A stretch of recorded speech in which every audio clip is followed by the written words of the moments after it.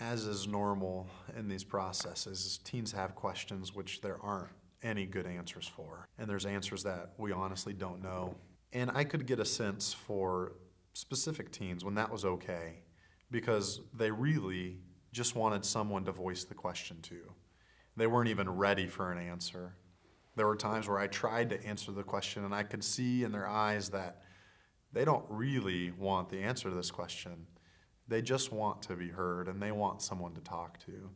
So as the year went on, I think I became better at distinguishing the teens that really did need an answer in that moment and others that just wanted to be heard.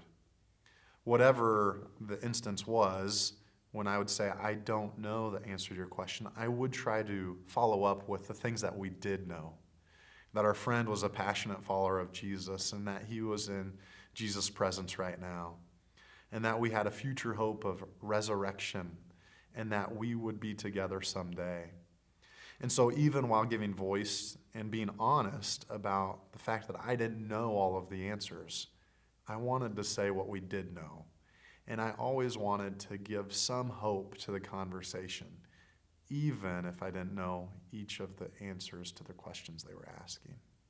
One of the challenges is knowing how long to grieve and how to grieve and when, if ever, we can move on.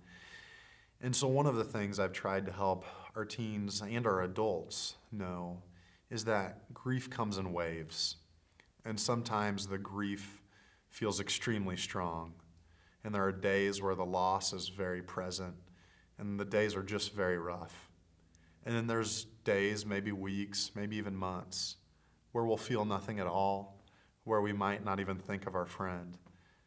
But that's okay. Because one of the things and one of the challenges I think that our teens face is that when they don't feel the grief, they can begin to feel guilty and they can try to create a sense of loss or beat themselves up that they need to feel worse than they are.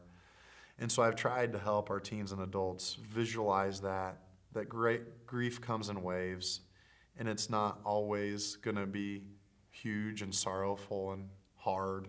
There may be some days where you just don't feel anything at all, and that's okay, and that's normal to the grief process.